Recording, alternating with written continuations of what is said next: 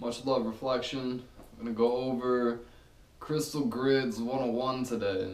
So, with this, if you're just getting into crystals, you'll realize pretty quick that it's not the cheapest thing to participate in. So, you can start very basic with your grids if that's what you're looking to do in the beginning. If you only have just a few pieces, and then build your way up from there. That's definitely what I had done over the past couple of years to get some of the pieces I got.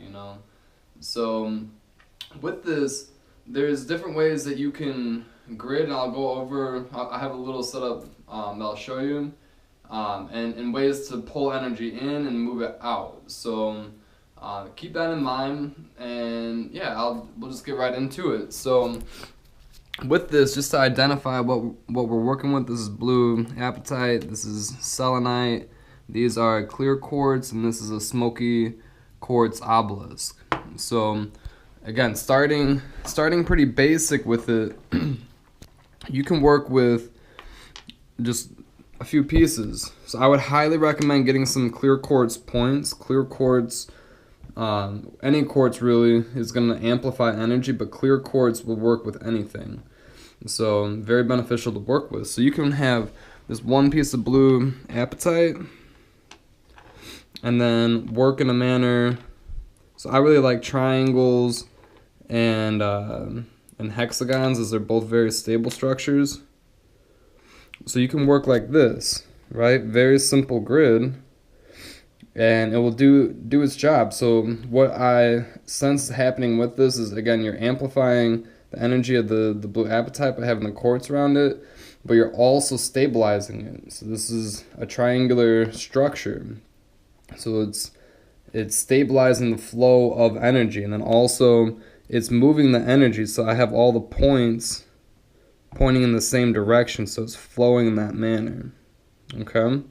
So you can work with it that way. You can work with it in a different manner as well. Okay, so you can have it like this. So you're having that energy being dispersed through the space. Okay, and then you can flip that around and have the energy. Maybe you have this grid out with like a full moon or in the sun, or you're working with some sound, and you want to take the sound energy or the moon energy or whatever you're working with, and you want to bring it inward, so you have all the points going into the centerpiece. So it's another way that you can utilize grids in a very, very, very basic fashion. Okay, so from there, then you can get a little more complex with it. Okay, so you can, let's bring in some selenite real quick. So selenite, in my own opinion, is I'm not gonna get like hardcore into the details of this, but we'll bring in more of a stabilizing factor. Okay, and like in more like an alignment type of thing. So again, triangles, I really like triangles personally.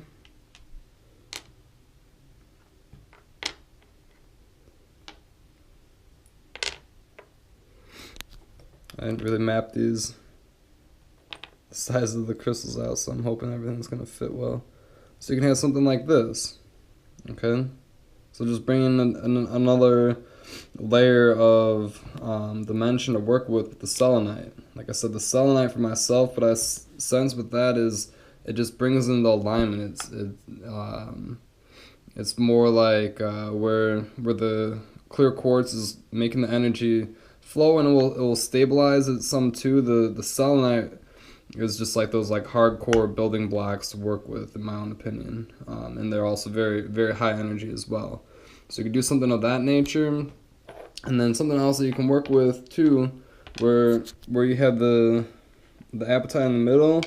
You can work with an obelisk or a generator of some sort. So you have this point up here. It's a very focused point, so it has the ability to pull energy in at a great capacity. So what I would do is I would put that in the center of the grid. We'll make a hexagon with this one. Get this stuff out of the way.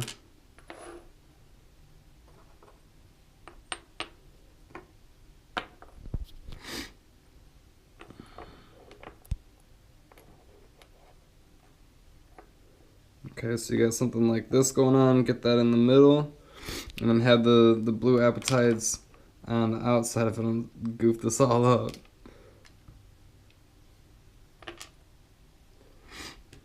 That guy over there.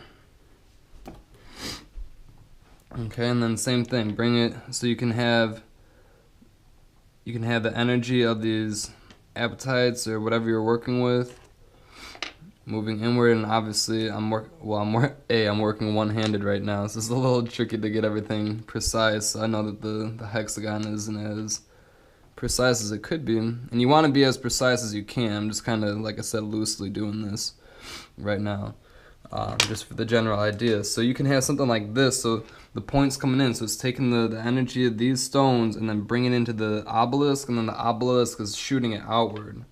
Where again, you can flip that around, you can have the points going out to the stones, so then you have energy coming in from the universe and then being dispersed through the grid.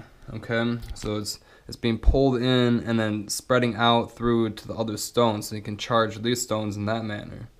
Okay, and then one last thing that I'll show you real quick is, and this is gonna be drop it down a little bit from there, but having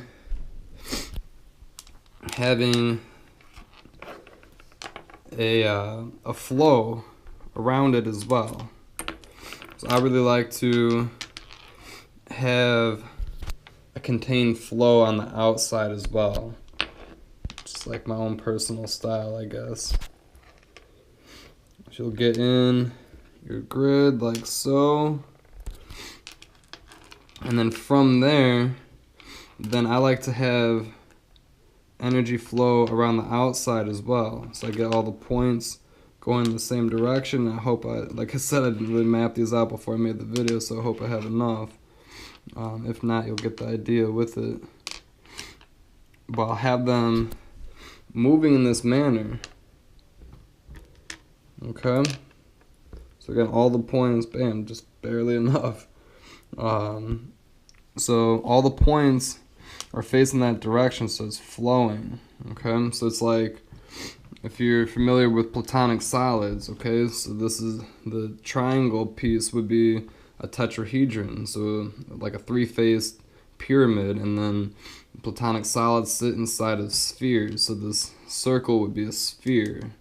Okay, so you take your grids to a different dimensional level, right? Like Ron, if you're watching this, you can't see it just as sitting on the table, you know, look at it in a higher perspective. So just different ways that you can work with it in that manner. And this is like, when I first started getting into it, that's the kind of grid that I would make a lot with different things. And just to show you kind of where I'm at in this present time, this is a grid that I just made the other night. Okay, so a lot more complex, a lot more, you know, different energies that are in it. So it's gonna take a little bit to get to that point, just, you know, accumulating the resources to do so. Your skill might already be there, it's just, you know, finding the resources to work with. So yeah, just a quick little thing on gridding in my own intuitive sense on how I work with it. If you got questions on it, let me know. I'll be doing a lot more gridding videos coming up. This is one of my passions. And yeah, other than that, much love to you. Keep tuning in. Peace.